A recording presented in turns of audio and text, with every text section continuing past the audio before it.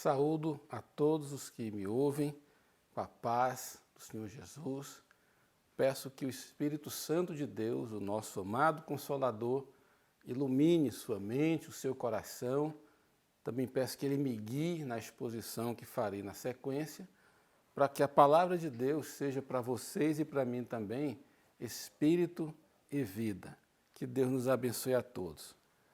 Continuamos então aqui a nossa exposição, o nosso ensino da carta de Paulo aos Colossenses. E o nosso texto para este vídeo é Colossenses capítulo 3, versículos de 12 a 17. Vou ler o texto completo e, na sequência, passaria a explicar versículo por versículo. É um texto maravilhoso que aponta para as maravilhas de uma nova vida em Cristo Jesus e, portanto, vale a pena que prestemos atenção em cada versículo para que a palavra de Deus produza em nós o fruto completo. Passo a ler, então, Colossenses capítulo 3, versículos de 12 a 17.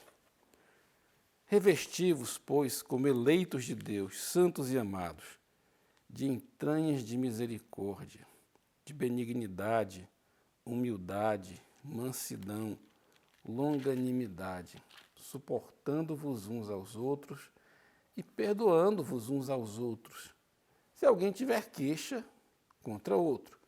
Assim como Cristo vos perdoou, assim fazei vós também. E, sobre tudo isto, revesti-vos de amor, que é o vínculo da perfeição, e a paz de Deus, para a qual também fostes chamados em um corpo, domine em vossos corações e sede agradecidos. A palavra de Cristo habite em vós abundantemente em toda sabedoria, ensinando-vos e admoestando-vos uns aos outros com salmos, hinos e cânticos espirituais, cantando ao Senhor com graça em vosso coração, e, quanto fizerdes por palavras ou por obras, fazei tudo em nome do Senhor Jesus, dando por ele graças a Deus Pai. Queridos irmãos, queridas irmãs, a partir do versículo 12, Paulo passa a expor características, práticas, princípios, valores que devem estar presentes na nossa nova maneira de viver. Passo então a explicar o versículo 12. Aqui lemos o seguinte: revesti-vos, pois, como eleitos de Deus, santos e amados, de entranhas de misericórdia, de benignidade, humildade, mansidão e longanimidade. Me revestir de Cristo é me tornar como Ele. Todas essas características que lemos aqui, e vou explicar cada uma delas, são características que encontramos na pessoa de Jesus. E, portanto, me revestir de Cristo significa eu deixar de ser o que eu era sem Ele e me tornar cada vez mais semelhante a Ele. A primeira expressão aqui fala de entranhas de misericórdia. Vou explicar essa expressão a partir de um episódio lá do Evangelho de Lucas. Quando Jesus caminhava com os seus discípulos perto de uma cidadezinha chamada Naim, Jesus vinha caminhando com os seus discípulos e dessa cidadezinha saía um cortejo fúnebre. A população da cidade acompanhava o enterro do filho único de uma mulher viúva.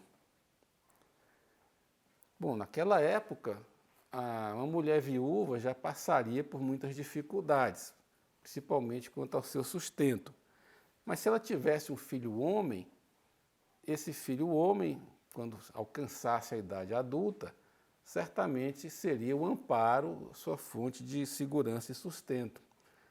Mas essa mulher da cidadezinha chamada Naim, ela perdeu o marido, viúva, e depois morreu o filho único dela.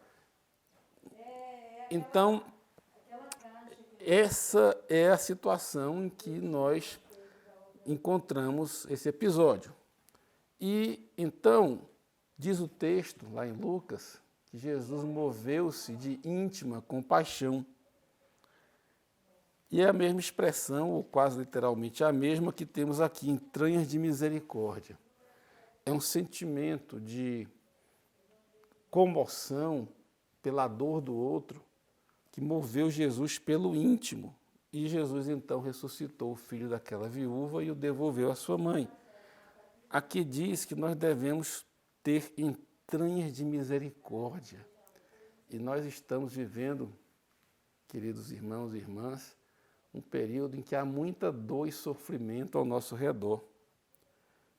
Então é uma ocasião, um tempo muito necessário, em que é muito necessário que expressemos essa misericórdia que vem do nosso íntimo, que vem do nosso interior. Na minha família, né, aqui na minha casa, o Covid atingiu minha esposa e meu filho e outras pessoas muito próximas. Então, sempre que eu ouço agora que alguém pegou o vírus e principalmente as pessoas que passam por dificuldades muito grandes, eu estou mais inclinado a me identificar com essas pessoas e a ter misericórdia delas. E isso é me tornar mais parecido com Jesus, é ser capaz de ser sensível à dor, ao sofrimento de outros, entranhas de misericórdia. Benignidade, a própria palavra já indica, não é? É fazer o bem, é procurar o que é bom para os demais. Humildade e mansidão são duas características do próprio caráter de Jesus. Também lemos no Evangelho de Mateus, quando Jesus convida a segui-lo, vinde a mim todos que estáis cansados e sobrecarregados, e eu vos aliviarei. Tomai sobre vós o meu jugo e aprendei de mim, que sou manso e humilde. Humildade e mansidão são duas características do caráter de Jesus, Jesus homem encarnado, e são duas características que precisamos desenvolver. Sem humildade e sem mansidão, nenhuma das outras virtudes, nenhuma das outras boas qualidades se sustenta. A mansidão é o oposto da rebelião. Um animal rebelde ou selvagem é diferente de um animal manso, amansado. Ser manso significa que eu aceito o conselho, que eu busco o conselho. Ser manso significa que eu submeto a minha vontade, as minhas escolhas a outro. Jesus era manso porque ele só fazia o que o Pai mandava. Então Jesus, ele obedeceu. E o texto bíblico diz que ele, sendo filho, aprendeu a obediência pelas coisas que sofreu. Então a mansidão, ela se expressa em obediência, mas a obediência é a expressão externa. A mansidão é uma característica de caráter. Jesus era manso, por isso ele obedecia ao Pai. E eu preciso ser um homem manso, em que eu ouço e me submeto. Já a humildade é tão difícil de definir que ela é melhor exemplificada do que definida. A humildade está ilustrada, por exemplo, em Filipenses capítulo 2, quando diz que Jesus, sendo Deus, um com o Pai, participava da glória do Pai. Ele não se apegou a isso. Ele se esvaziou. Ele se fez homem. Queridos, homem é infinitamente menor do que Deus.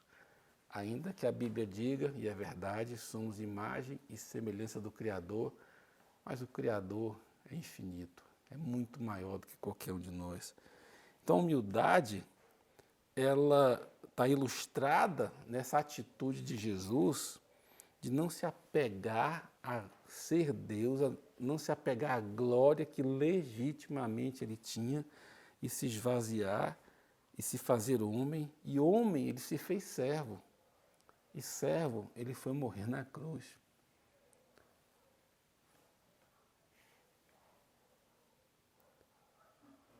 E Jesus nos ensina que devemos ser humildes.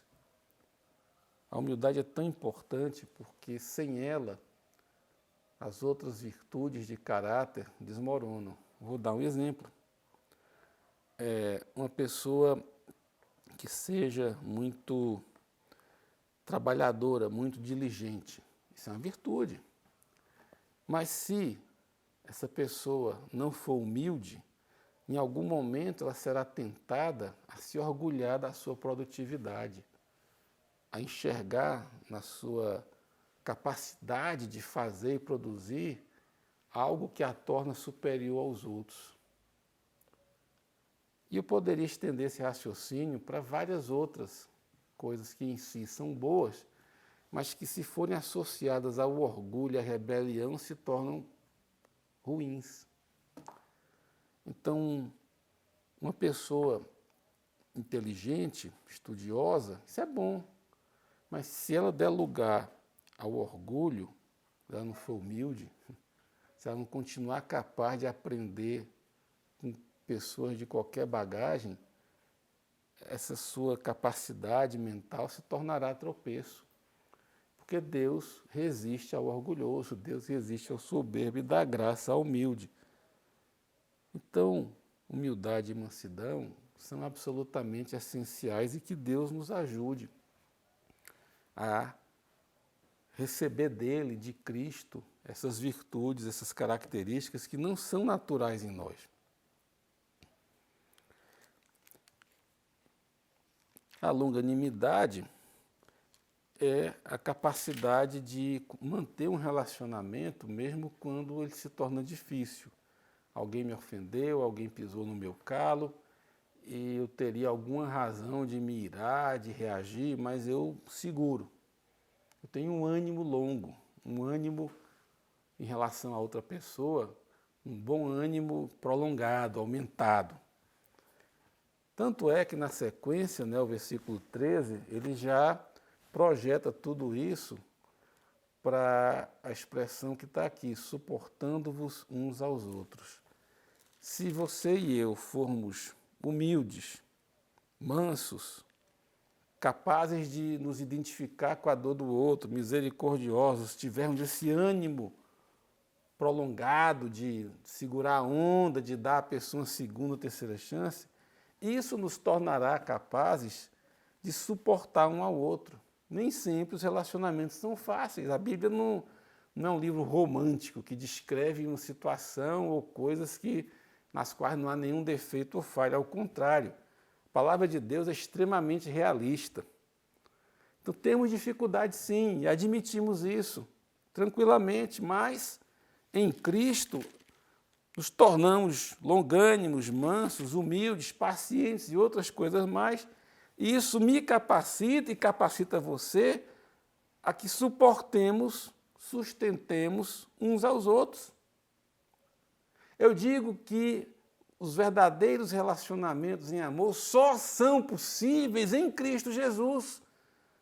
Se eu não tenho nada de Cristo, se alguém não tem nada de Cristo, como seremos mansos um com o outro? Como seremos humildes? Não seremos. Então é só porque estamos em Cristo que podemos e devemos nos suportar uns aos outros e perdoar uns aos outros. E aqui o comando é arrasador, num bom sentido, né? Se alguém, perdoando uns aos outros, se alguém tiver queixa contra o outro, meu Deus, quem é que nessa vida, em algum momento, ou em vários momentos, ou em quase todos os momentos, cada um sabe de si, né? Não acumulou um rosário de queixas contra os outros. Mas aqui nós somos exortados a perdoar. A solução para a ofensa, irmãos e irmãs, é o perdão. Não é um acerto de contas, é o perdão. Por quê? Porque tínhamos ofendido a Deus e Deus em Cristo nos perdoou. Éramos, naquela parábola de Jesus, em que havia um homem que devia muito ao rei, que eu me lembre, e outro que devia pouquinho a ele devia 10.000 talentos, uma soma exorbitante, e o rei o perdoou. E o que devia 100 denários, uma quantia muito menor, ele não quis perdoar. Então aqui Paulo está dizendo, olha, você foi perdoado, de um valor que você não pagava. E assim como você foi perdoado, perdoe. Sem perdão, não é possível manter relacionamentos por muito tempo. Perdão é indispensável. Agora, tudo isso,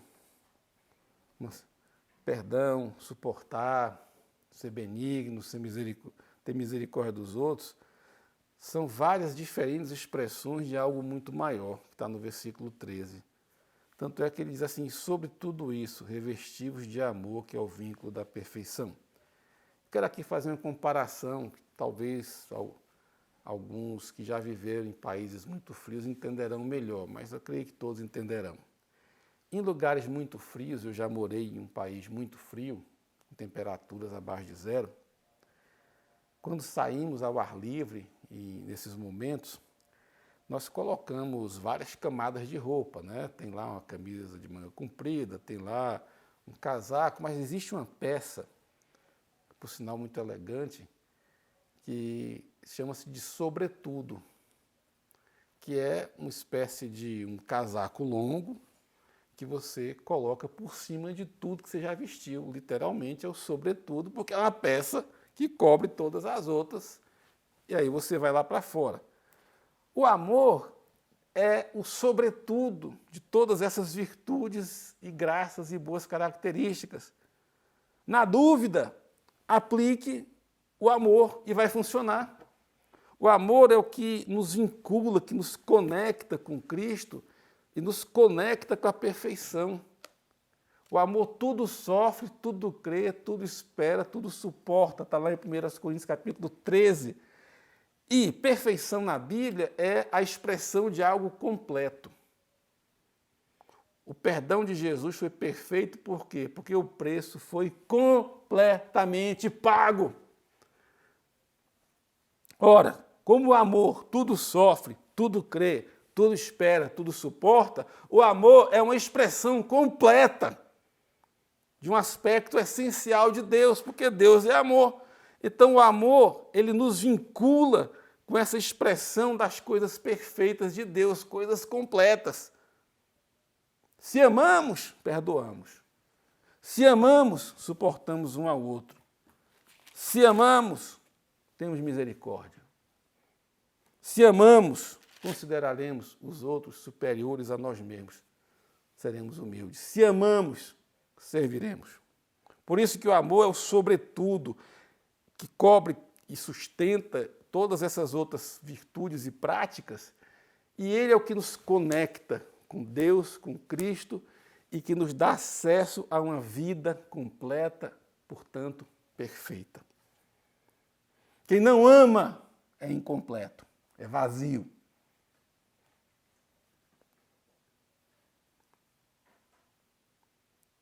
Versículo 15, a paz de Deus, para a qual também fostes chamados em um corpo, domine em vossos corações e sede agradecidos. A paz de Deus. Deus nos ama, Deus cuida de nós, Jesus pagou o preço, então eu posso viver qualquer tempestade, qualquer circunstância, em paz. Deus cuida de mim, Ele me perdoou em Cristo. E eu posso conviver com meus irmãos, aqui falei em um corpo, isso é uma referência à igreja, então sou chamado a viver a vida da igreja dentro da paz de Deus. Isso deve dominar o meu coração. O meu coração é a sede de pensamentos, desejos e emoções. Ora, as emoções podem se tornar muito intensas, podem se tornar em paixões desenfreadas, e aí a paz vai embora. Os pensamentos podem ser tão longe ou diferentes da mente de Deus e eu vou ficar assustado, preocupado, ansioso e não terei paz. Mas a paz de Deus deve dominar o meu coração, deve dominar o que eu penso, o que eu sinto e o que eu desejo. E termina esse versículo 15 dizendo, sede agradecidos. Olha, diga muito obrigado. Seja agradecido primeiro a Deus, mas também às pessoas. Abandone o pensamento que tudo que fazem por você é por mera obrigação. Pode até ser, mas o mandamento para você é seja grato. Se habitue a ser grato. O versículo 16 é tremendo. Eu vou explicá-lo com algum detalhe. A palavra de Cristo habite em vós abundantemente. Primeira explicação é que a palavra de Cristo não é a minha palavra, nem a sua palavra, nem a palavra de um filósofo, nem a palavra de um professor, é a palavra de Cristo. E onde é que eu encontro a palavra de Cristo? Na Bíblia, nos Evangelhos, na pessoa do Mestre. Então a palavra de Cristo é o que Jesus é e o que ele falou. Diz em João capítulo 1 que Jesus é o Logos, a palavra, o verbo que se fez carne. Ele é a palavra encarnada, mas ele também ensinou. Ele também pregou. E a Bíblia inteira fala dele. Então a palavra de Cristo deve habitar em nós. Habitar significa um estar permanentemente. Não é uma visita, não é a palavra de Cristo visite vocês de vez em quando. É habite, seja o lugar em que ela permanece. Queridos irmãos e irmãs, eu, você, cada congregação, cada família cristã deve ser um lugar onde Cristo, a palavra dele e ele mesmo habitem, estejam em caráter permanente. Não é de vez em quando. Aqui fala em toda a sabedoria. Por que sabedoria? Porque a sabedoria não é um conhecimento teórico, é um conhecimento prático, vivido. Ela tem que habitar em nós em sabedoria, ou seja, levar as nossas decisões, nossas escolhas serem tomadas e feitas a partir de Cristo e da sua palavra.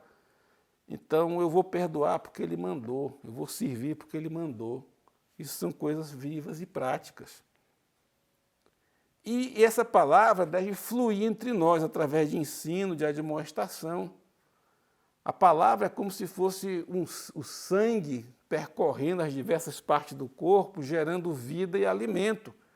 Por quê? Porque Jesus dá uma palavra a um, outra palavra a outro, um testemunho a um terceiro.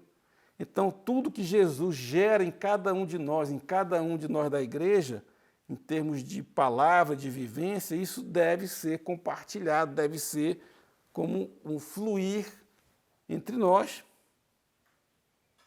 Igualmente, e é dever de todos, aqui fala ensinando-vos e admoestando-vos uns aos outros, não é só os líderes ou pastores ou presbíteros, é uma tarefa de todos os membros. Se você é um cristão, uma cristã, participa de uma congregação, a palavra também deve fluir através de você. Você deve ser capaz de receber dos outros e capaz de transmitir. Capaz de receber de vários irmãos e irmãs e também capaz de transmitir o que você recebe deles e de Cristo. Essa deve ser parte, então, da vida da igreja. A palavra de Cristo habitando e fluindo e como um fluxo poderoso entre nós. Por quê? Porque a palavra de Deus não volta vazia. Quando a palavra de Cristo flui abundantemente, as pessoas, nós somos transformados, perdoados, libertos, as obras do diabo são desfeitas, o fruto do Espírito é produzido, a vida de Cristo é manifesta em nós, através de nós. Então ela gera vida, ela é para nós, a palavra de Cristo fluindo através de nós, é Espírito e vida eterna. Fala também dos cânticos, salmos, hinos, cantando ao Senhor. E o verso 17 é um arremate muito forte e muito prático para tudo isso que foi lido e exposto até agora. Porque diz assim, verso 17, quanto fizerdes por palavras ou por obras, fazei tudo em nome do Senhor Jesus, dando por ele graças a Deus, Pai. Ora, isso inclui toda a minha vida do dia a dia. Tudo que eu faço e tudo que eu digo deve ser coerente, deve honrar o nome de Jesus, deve refletir a palavra e o caráter dele, porque fazer em nome de Jesus significa fazer coisas que ele faria e coisas que ele aprova. Então, o que eu faça ou o que eu diga, eu devo fazer em nome dele, em obediência a ele, em coerência com os mandamentos e as palavras dele. E isso é o meu dia a dia. Volto a dizer, eu posso viver a minha rotina a partir de um olhar, de uma perspectiva natural, ou eu posso fazer as mesmas coisas, as mais rotineiras e simples, olhando para Jesus e procurando colocar ali amor, humildade, misericórdia, o nome do Senhor e a presença dele. Que o seu dia a dia, que as suas palavras, que as suas obras reflitam a sua vida com Cristo e em Cristo. Deus abençoe a todos.